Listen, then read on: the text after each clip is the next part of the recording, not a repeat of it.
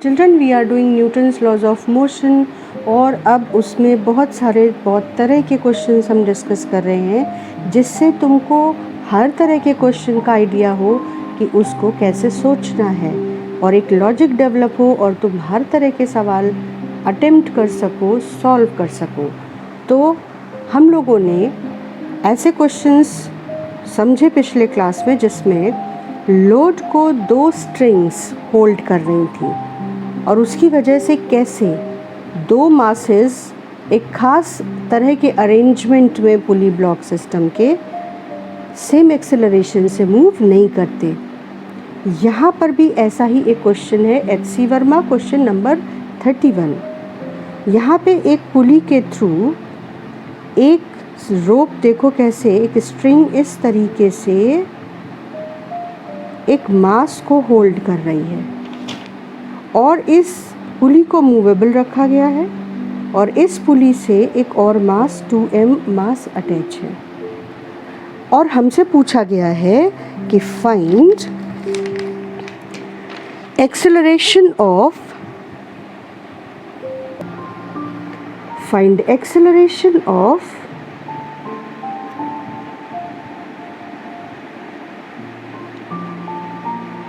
mass m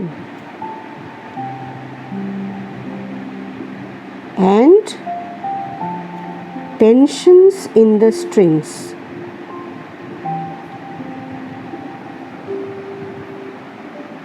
actually तो हम लोग सभी पॉसिबल क्वांटिटीज़ को अभी कैलकुलेट कर लेंगे, ठीक है। तो इसका एक्सेलरेशन, 2m का acceleration, tensions in the string, हम सब कुछ अभी कैलकुलेट कर लेंगे। तो अब हम लोग सबसे पहले इसके फोर्सेस और सबसे बड़ी बात कि अगर ये नीचे जाएगा ए एक्सेलरेशन से तो ये कितने एक्सेलरेशन से आगे जाएगा, ये सबसे बड़ी बात है। तो देखो अगर ये x डिस्टेंस नीचे गिरता है, लॉजिक को अब ध्यान से समझना है और इमेजिन करके अपने विजुलाइजेशन का यूज़ करके हमें इस पॉइंट को क्लियर करना है। अगर ये x एक्सेलरेशन से x डिस्प्लेसमेंट नीचे जाता है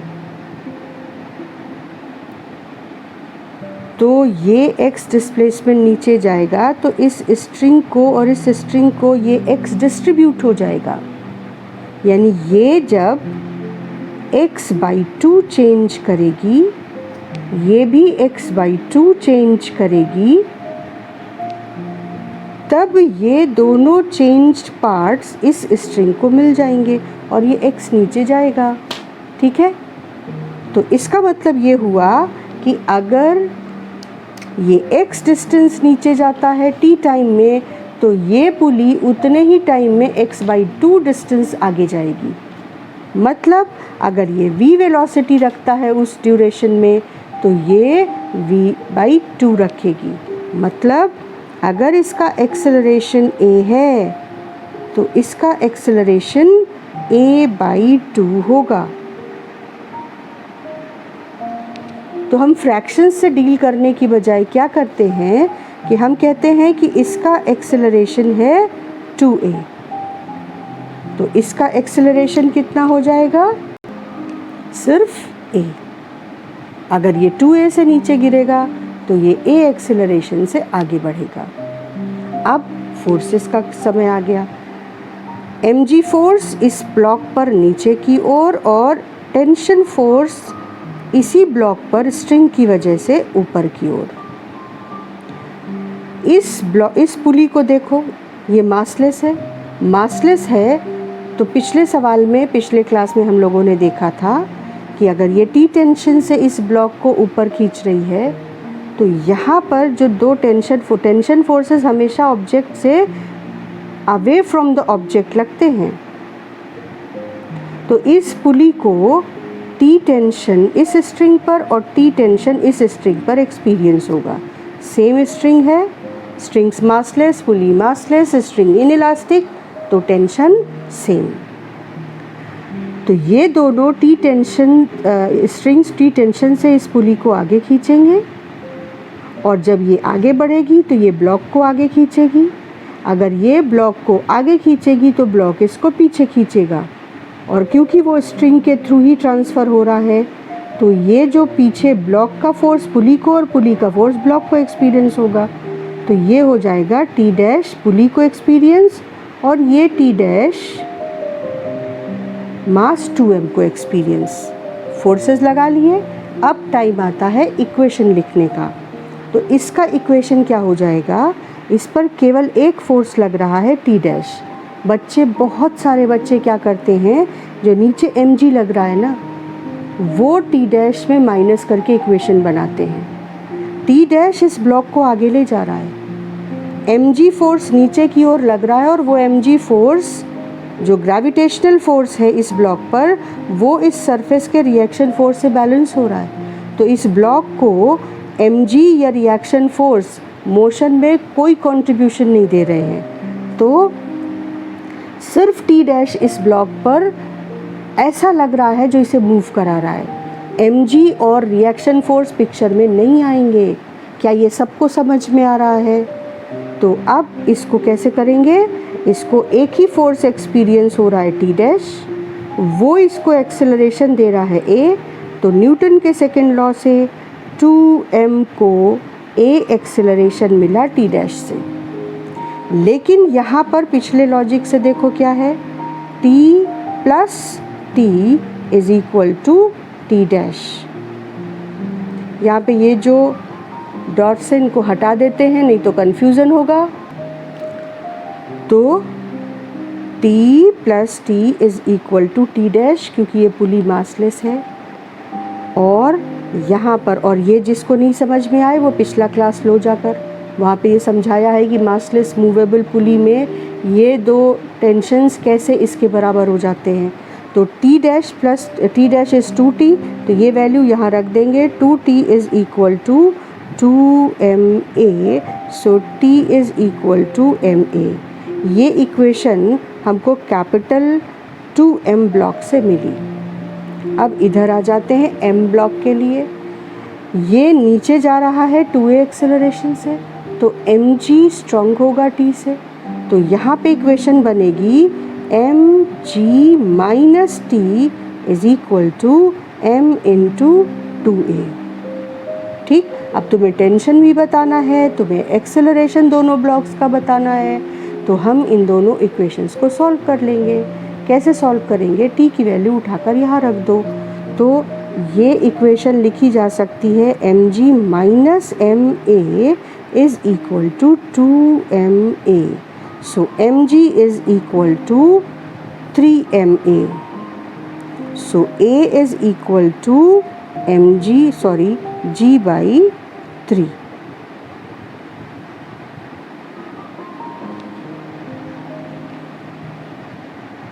लेकिन ध्यान देना है कि दोनों ब्लॉक्स यहाँ पर सेम एक्सेलरेशन से नहीं चल रहे, ये एक्सेलरेशन g/3 आया है। तो अब हम लोग वापस ऊपर चलते हैं और देखते हैं कि a किसका एक्सेलरेशन है, 2m का। तो हम लिखेंगे कि acceleration of 2m, this is g/3। तो acceleration of m,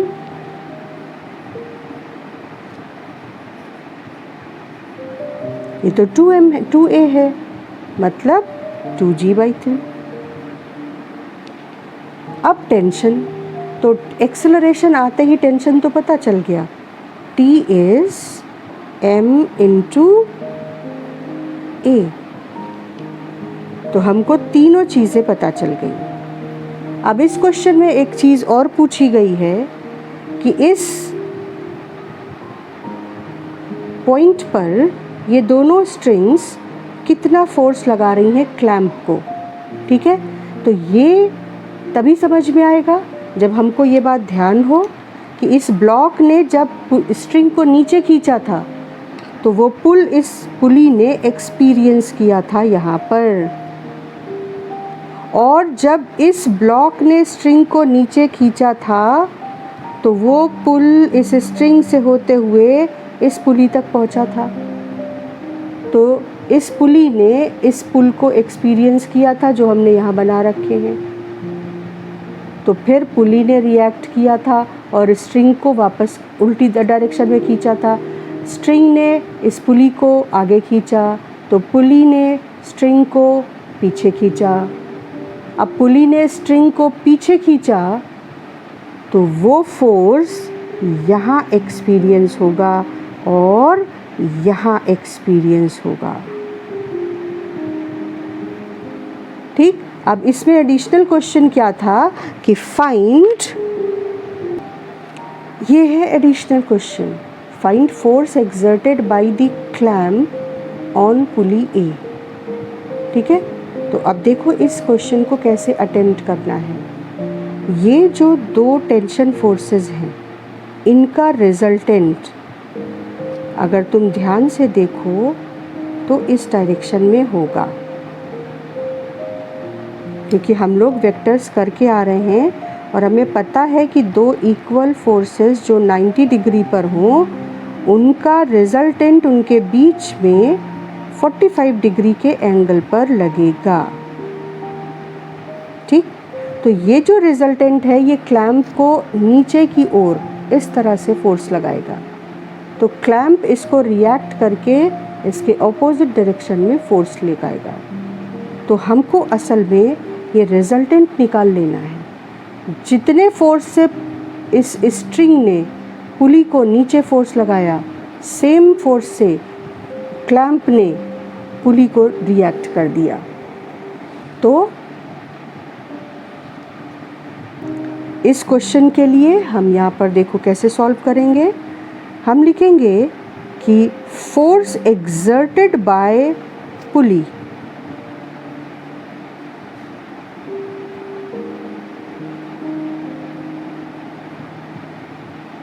on clamp, force exerted by pulley on clamp is this reaction force। ठीक, तो R which is under root t square plus t square, इन दोनों का resultant है ना ये, तो ये हो गया t root 2। So this is the force with which clamp will exert force on the pulley back।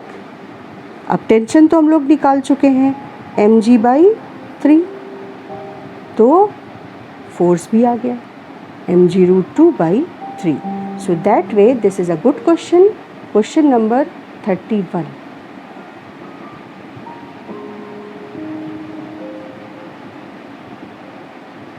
Clear बेटा।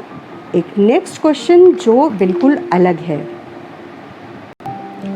अब ये क्वेश्चन मैं क्लास में डिस्कस करती हूँ, इसके बाद भी बच्चे मुझसे कुछ समय के बाद ये क्वेश्चन जब उन्हें कोचिंग में कराया जाता है या दिया जाता है तो वापस पूछते हैं कि ये समझ नहीं आ रहा है, इस क्वेश्चन का सॉल्यूशन दे दीजिए। तो मुझे याद दिलाना पड़ता है कि ये क्वेश्चन हम क्लास में डिस्कस कर चुके हैं, बस तुमने ध्यान नहीं दिया था या तुमने क्लास ही नहीं ली थी। तो ये क्वेश्चन एक बार मैं इस साल फिर से डिस्कस कर रही हूँ। सवाल क्या है समझो, ये सिस्टम, इस सिस्टम को ध्यान से देखो। ये ब्लॉक एक स्ट्रिंग के थ्रू एक मूवेबल पुली से कनेक्टेड है और ये मूवेबल पुली इस अलग सिस्टम को भी साथ में लिए हुए है जिसमें दो ब्लॉक एक स्ट्रिंग से कनेक्टेड हैं। अब देखो ये जो पुली है ये असल में नीचे गिरेगी, इन दोनों पर ग्रेविटेशनल फोर्स लग रहा है उसकी वजह से, तो ये ब्लॉक ऊपर की ओर जाएगा, ये पुली नीचे जाएगी, ये ब्लॉक ऊपर जाएगा। तो यहाँ पर एक्सेलरेशन भी अलग अलग होगा तीनों ब्लॉक्स का, और यहाँ पर मोशन भी अलग अलग होगा। एक मोशन ये पुली नीचे जा रही है, ये ब्लॉक ऊपर जा रहा है। दूसरा मोशन ये ब्लॉक जो भी हैवी होगा, ये हैवी है, ये ब्लॉक नीचे जाएगा और ये ब्लॉक ऊपर आएगा। तो दो मोशन एक साथ हो रहे हैं, एक ये वाला ब्लॉक कर रहा है और एक ये पूरा सिस्टम कर रहा है। तो एक एक करके पहले फोर्सेस लगा ले, उसके बाद देखते हैं कि ये कैसे सॉल्व होगा। अब मुझे लगता है कि मुझे हर बार ये नहीं बताना चाहिए कि 3G इस ब्लॉक को नीचे खींचेगा और एक टेंशन इस स्ट्रिंग की वजह से इस ब्लॉक पे ऊपर की ओर लगेगा। इसी तरह से 2G इस ब्लॉक पर नीचे लगेगा और एक टेंशन इस ब्लॉक को इस स्ट्रिंग के थ्रू ऊपर की ओर लगेगा। एक ही स्ट्रिंग है, स्ट्रिंग्स इनइलास्टिक और मासलेस हैं, तो टेंशन फोर्स एक ही स्ट्रिंग में सेम होगा। इसके अलावा ये मासलेस पुली है, तो ये जो टेंशन फोर्सेस हैं जो यहाँ लग रहे हैं, मैं एक्सप्लेन कर चुकी हूँ कि ये दोनों टेंशन फोर्सेस इस पुली को यहाँ एक्सपीरियंस होंगे और एक टेंशन फोर्स पुली को इस स्ट्रिंग का इस तरफ एक्सपीरियंस होगा। क्योंकि स्ट्रिंग चेंज हो जाएगी तो ये दोनों तो सेम टेंशन फोर्स होंगे, पर ये अलग होगा और T dash equal to 2T होगा। इधर आ जाओ, यहाँ पर 1G फोर्स नीचे इस ब्लॉक को एक्सपीरियंस होगा और इस स्ट्रिंग का टेंशन फोर्स T डैश, ये देखो T डैश, इसको ऊपर की ओर एक्सपीरियंस होगा। अब एक्सेलरेशन कैसे कैसे होगा देखो। सबसे पहले इस वाले एक्सेलरेशन, इस छोटे से सिस्टम को, ये जो छोटा सिस्टम है, इसको बिल्कुल ध्यान से देखते हैं और भूल जाते हैं कि बाकी सिस्टम क्या है। तो देखो हमने छोटा सा सिस्टम बिल्कुल अलग कर लिया, भूल जाओ बाकी सिस्टम को। 3G नीचे जाएगा, A एक्सेलरेशन से, कोई और कॉम्प्लिकेशन नहीं है, तो 2G A एक्सेलरेशन से ऊपर जाएगा, इसको हम A1 कह देंगे। इसमें कोई दिक्कत नहीं। अब ध्यान दो, मैं इस सिस्टम को थोड़ा सा सिंप्लीफाई करके अलग बना रही हूँ। कैसे, ध्यान दो। अब इतने हिस्से को और कंसीडर करो। हमें नहीं पता है कि ये पुली किस एक्सेलरेशन से नीचे जा रही है, तो मान लो कि ये पुली A2 एक्सेलरेशन से या कह लो A0 एक्सेलरेशन से नीचे जा रही है। अब इस समय इन दोनों मासेस को बिल्कुल भूल जाओ। मैं यहाँ पर इसको कवर कर देती हूँ जिससे कि तुम्हें ये मासेस दिखाई ना दे, ठीक है।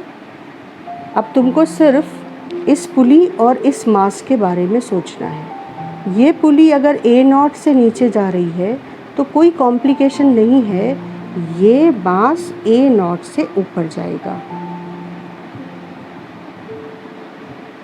पहले सिस्टम को दो हिस्सों में तोड़ा, इसका एनालिसिस अलग कर लिया और अब बचे हुए सिस्टम का एनालिसिस अलग कर लिया, ठीक है। अब फिर से गौर करो, ये फोर्स था mg यानी 1G और ये फोर्स था T डैश, ठीक है। ये हमको पता है कि T dash equal to 2T है। अब देखो, जब हमने दोनों को अलग अलग एक्सेलरेशन एनालाइज करके लगा लिया, तब हम कह रहे हैं कि ये पुली पूरी की पूरी A0 एक्सेलरेशन से नीचे जा रही है। मतलब इस मोशन के साथ साथ ये पूरा सिस्टम नीचे जा रहा है। मतलब ये वाला ब्लॉक भी A0 एक्सेलरेशन से नीचे जा रहा है और ये वाला ब्लॉक भी A0 एक्सेलरेशन से नीचे जा रहा है।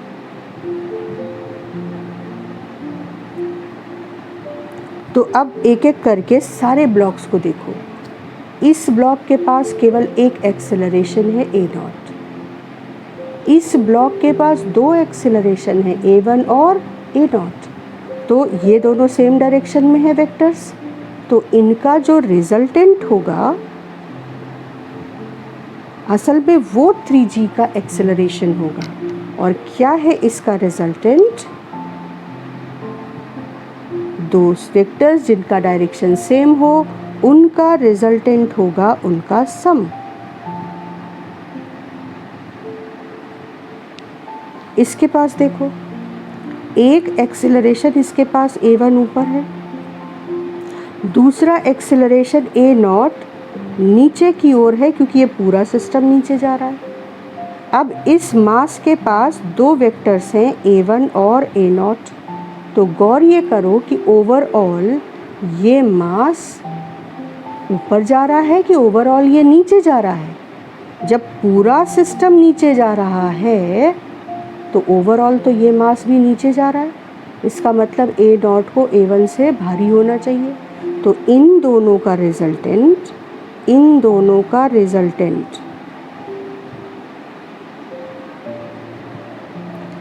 ये फाइनली होना चाहिए नीचे की ओर, क्योंकि पूरा सिस्टम नीचे जा रहा है, लेकिन ये एक दूसरे के ऑपोजिट हैं। तो यहाँ ये होना चाहिए बड़ा एक्सेलरेशन माइनस छोटा एक्सेलरेशन। तो अब असल में हमने सब कुछ लिख लिया, फोर्सेस भी और एक्सेलरेशन भी। ये भी एक ऐसा केस है जिसमें कंस्ट्रेंट्स की वजह से मासेस का एक्सेलरेशन सेम नहीं है। तो अब हम सॉल्व करने के लिए बिल्कुल रेडी हैं। तो देखो, मैंने अब उस पूरे डायग्राम को अपने सारी एनालिसिस के कंक्लूज़न के साथ वापस बना लिया, और अब मैं तुम्हें सिर्फ एक्सप्लेन नहीं करने जा रही सॉल्यूशन, मैं तुम्हें ये भी बताने जा रही हूँ कि एग्ज़ाम में कैसे तुम्हें इन सॉल्यूशंस को रिप्रेजेंट करना है। तो अभी तक हमारा सारा फोकस तुम्हें डायनेमिक्स मैकेनिक्स समझाने में था। Now I have to explain you the way you are supposed to write your answer, that is very important for board exams. तो सबसे पहले देखो कि किन 3 ब्लॉक्स के बारे में पूछा जा सकता है। ये टेंशन पूछी जा सकती है, इनके एक्सेलरेशन पूछे जा सकते हैं, और इस क्वेश्चन में उन्होंने थोड़ा आगे बढ़कर पूछा है कि ये ब्लॉक इससे कितनी देर में टकरा जाएगा। ठीक है, तो इसमें जो क्वेश्चन पूछा गया है वो तो हम बाद में डील करेंगे। पहले हम जो कुछ पूछा जा सकता है, टेंशन, एक्सेलरेशन, वो सब डिस्कस कर लेते हैं। तो 3 ब्लॉक हैं तो 3 इक्वेशंस बनेंगी, और ये जो पुली मासलेस है, मासलेस होने की वजह से इसके पास सिर्फ एक इक्वेशन है कि T dash is equal to 2T। ठीक है, चलो अब कैसे लिखेंगे। देखो, हम लिखेंगे इक्वेशन फॉर ब्लॉक ए, ऐसे लिखेंगे, और यहाँ पर हम देखेंगे कि ओवरऑल इस ब्लॉक का मोशन किधर है, ऊपर की ओर। तो इसकी इक्वेशन बननी चाहिए T dash minus 10 newton is equal to, इसका मास था 1, तभी तो ये 10 न्यूटन हुआ 1g, तो 1a0। ठीक, तो ये हो गया T dash minus 10 is equal to A0। ये ब्लॉक ए की इक्वेशन बन गई। ब्लॉक बी के लिए लिखते हैं, तो ऐसे लिखेंगे फॉर ब्लॉक बी। इस तरीके से लेबल कर देंगे ब्लॉक्स को, या kg के टर्म्स में रिप्रेजेंट करेंगे कि ये 2 kg, ये 3 kg, ये 1 kg। तो for 1 kg block, for 2 kg block, for 3 kg block. तो अब फॉर ब्लॉक बी। अब देखो, ओवरऑल ये जो सिस्टम है ये नीचे जा रहा है। तो जब हमने डिस्कस किया था तो हमने क्या पाया था कि ये A1 प्लस A0 नीचे की ओर, और हमने पाया था कि A0 माइनस A1 भी नीचे की ओर। यहाँ मैंने गलती से इसको ऊपर बना दिया है, इसको करेक्ट कर लेते हैं। तो ये A0 माइनस A1 भी नीचे की ओर, A1 प्लस A0 भी नीचे की ओर। एनालिसिस के थ्रू ये निकाला है। बहुत ध्यान से एनालिसिस, अगर एक बार में ना समझ आए तो लेक्चर को 2 बार देखो और इस लॉजिक को समझो। तो अब देखो, इक्वेशन इसकी लिख ली, अब इसकी लिखेंगे। क्योंकि एक्सेलरेशन नीचे है तो 20 स्ट्रॉन्गर होगा T से, तो इसकी इक्वेशन कैसे लिखेंगे? 20 माइनस T इज़ 20 और इसका एक्सेलरेशन। ठीक है, अब फॉर ब्लॉक सी इस तरीके से लेबल करके आप हर ब्लॉक की इक्वेशन पहले लिखेंगे, क्योंकि बोर्ड में इक्वेशन के नंबर अलग होंगे असाइन। फिर आपका आंसर सही निकला है या नहीं उसके नंबर अलग होंगे, और ये फोर्सेस दिखाने के अलग होंगे। तो फॉर ब्लॉक सी, क्योंकि इसका एक्सेलरेशन भी नीचे की ओर है तो 30 न्यूटन टी से बड़ा होगा, तो 30 माइनस टी इज़, ये 2 नहीं होगा बेटा, ये 20 नहीं 2 होगा, m इंटू ए होता है, इसका मास 2 kg है। तो instead of writing 20 Newton I should write 2g, 3g and 1g, so that हमें ये कन्फ्यूज़न नहीं हो कि हम यहाँ पर m की जगह पर फोर्स 20 लिख जाएं। ठीक है, ये m इंटू ए फोर्स है। तो 30 माइनस टी इज़ 3a, और a कितना है एक्सेलरेशन, a1 प्लस a0। बस अब सारा काम ख़त्म, 3 इक्वेशन सॉल्व करो, t a1 a0 निकाल लिया, और उसके बाद फिर अगर कुछ और पूछा है जैसे इस क्वेश्चन में, वो भी कैलकुलेट कर लेंगे। तो सॉल्व करते हैं यहाँ से। सबसे पहले इसको लिखते हैं 2t minus 10 is equal to a0। अब देखो, अगर मुझे एक्सेलरेशन पता करना है तो मैं इन दोनों इक्वेशंस को ऐड कर दूँ। तो हम लिखेंगे इस तरीके से, एडिंग इक्वेशंस 1 एंड 2, और इसको यहाँ पे मार्क कर दो 1 और 2। ठीक, तो जब इन दोनों इक्वेशंस को ऐड करोगे तो देखो, नॉट एडिंग, सब्ट्रैक्टिंग, क्योंकि t चला जाए। तो अगर इक्वेशन 1 को सब्ट्रैक्टिंग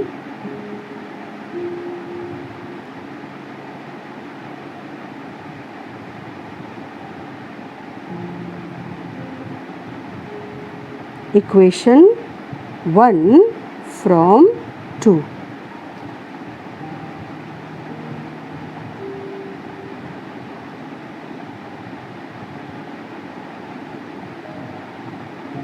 ठीक है, सब्ट्रैक्टिंग इक्वेशन 1 फ्रॉम 2। तो एक को जब आप 2 से माइनस करोगे तो आप इसे कैसे लिखोगे, 30 minus T is equal to 3a1 plus 3a0, और नीचे लिख दोगे 20 minus T is equal to 2a0 minus 2a1, और सब्ट्रैक्ट कर दो। तो 30 माइनस 20 10, t कैंसिल हो गया। यहाँ पर 3a1 और 2a1 ऐड हो जाएंगे, ये देखो प्लस साइन, तो ये हो जाएगा 5a1, और यहाँ पर 3a0 और 2a0, 3a0 में से 2a0 माइनस होगा तो आपको मिलेगा a0। एक इक्वेशन ये मिल गई हमको, और एक इक्वेशन हमारे पास इन दोनों को सॉल्व करके आएगी। तो अब इन दोनों को देखते हैं कि कैसे सॉल्व करें। इसको हम नाम दे देते हैं इक्वेशन 3। तो इन दोनों को सॉल्व करते हैं। तो इन दोनों इक्वेशन से हमने क्या कहा कि फ्रॉम 1 एंड 3, ये जो 2t minus 10 equal to a0 था, इसे एज इट इज़ रहने दिया, और 20 minus T is equal to 2 times a0 minus a1, इसको 2 से मल्टीप्लाई कर दिया। तो 2 इंटू 20 40 हो गया, 2 इंटू टी 2t हो गया, और 2 into 2 into a0 4a0, 2 into 2 into a1 4a1। अब इस इक्वेशन को इस इक्वेशन में सिंपली ऐड कर दो। तो 40 माइनस 10 30, ये 2t चला गया, 4a0 plus a0 5a0 minus 4a1। So children, 5a minus 4a1 is equal to 30, and 5a1 plus a0 is 5a0 minus 4a1 is 30, and 5a1 plus a0 is equal to 10। हम इन equations के साथ अब अपने solution को आगे बढ़ाते हैं। इसको रीअरेंज करके लिख लो, minus 4a1 plus 5a0 is equal to 30, और इसे 5 से मल्टीप्लाई करते हैं तो हमको मिलेगा 25a1 plus 5a0 is equal to 50। ठीक है, अब इसे सब्ट्रैक्ट कर दो इन दोनों इक्वेशंस को। तो ये मिलेगा -29A1, ये कैंसिल हो जाएगा, is equal to -20। So A1 is -20/29। यहाँ तुम्हें ये ध्यान रखना है कि ये किसी का एक्सेलरेशन नहीं है, फाइनल रिजल्टेंट। समझ रहे हो?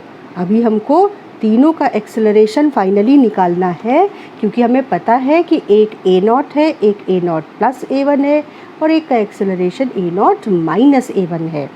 तो A1 की ये वैल्यू आ गई, इसको बॉक्स में किया और अब A0 की वैल्यू निकालते हैं।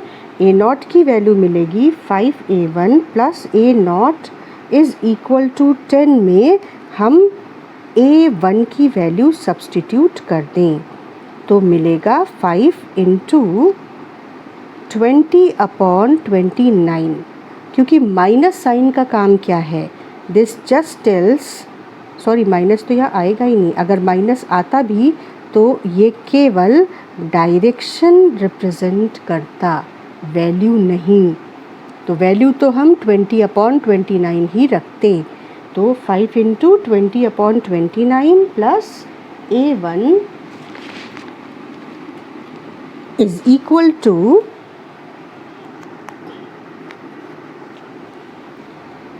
10. A0 is equal to 10। ठीक, तो A0 कितना हो गया, 10 माइनस 100/229, सॉरी 29, तो ये A0 हो गया 290 माइनस 100/29, तो ये हो गया 190/29, और we can write it 19G/29 because G is 10 metre पर सेकेंड स्क्वायर। तो A0 भी मिल गया हमको।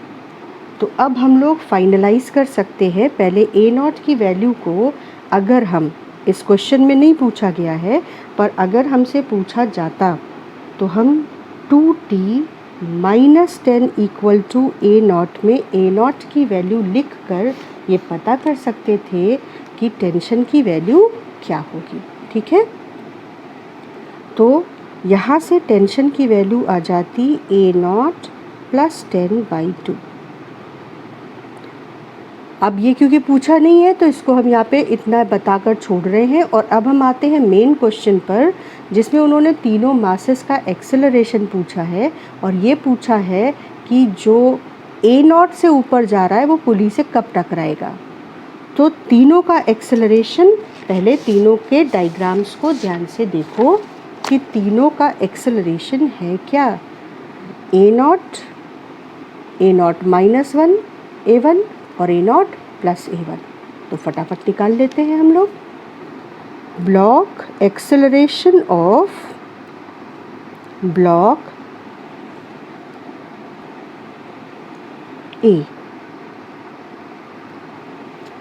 तो ये हो जाएगा A0 that is 19G/29 metre पर second square. Acceleration of block B,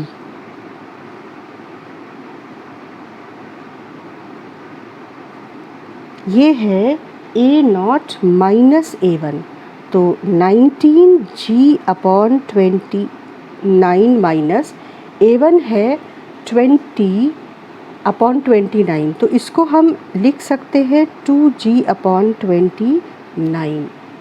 तो इसको उसी फॉर्म में लिखकर अगर हम सॉल्व करेंगे तो हमको क्या मिलेगा, 17G/29।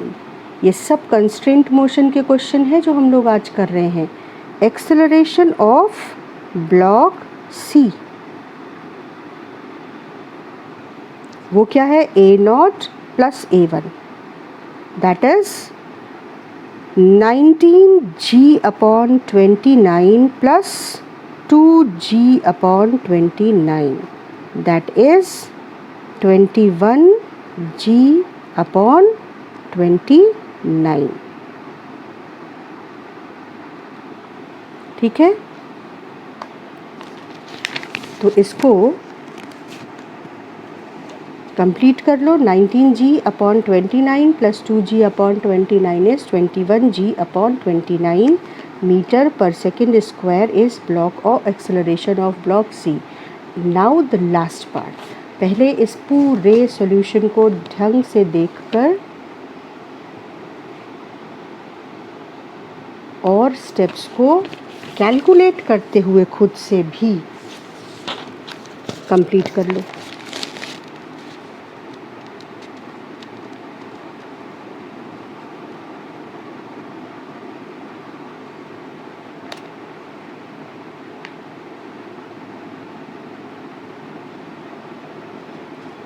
पहले A1 कैलकुलेट किया है, उसके बाद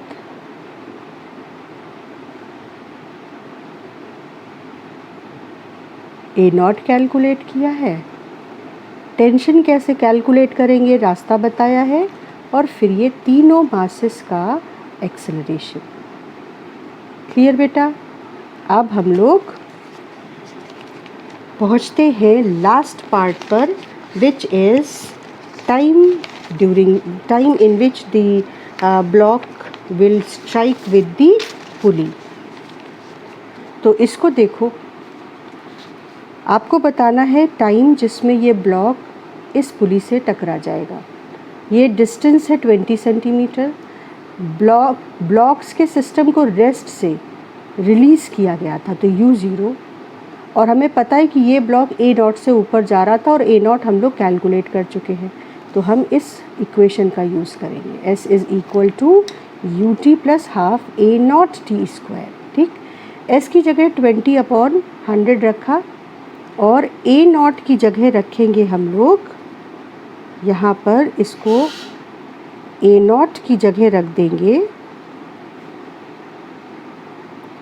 इसको 2/5 A0 कहो तो 2/5, और A0 की जगह रखेंगे, कितना आया था हमारा 19g/29, और t की वैल्यू हो जाएगी √ दिस वैल्यू 2 × 29/5 × 19 × g की जगह 10 रख दो।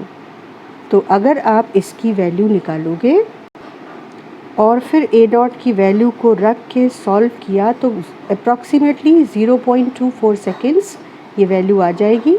कैलकुलेशन बेटा एक बार चेक कर लेना, हो सकता है कि कहीं पर मुझसे मिस्टेक हो गई हो, तो कैलकुलेशन हमेशा साथ में किया करो। तो इस तरीके से ये एक बहुत अच्छा क्वेश्चन था, बट आई होप कि जब कोचिंग में दिया जाएगा तो आप ये दोबारा नहीं पूछोगे, क्योंकि इसको हमने बहुत डिटेल में डिस्कस किया है, ब्रेक कर कर के डिस्कस किया है पूरे प्रोसेस को कई पार्ट में। So this is all for today. Next class में हम लोग कुछ और इम्पॉर्टेंट क्वेश्चंस के साथ क्लास में डिस्कस करेंगे।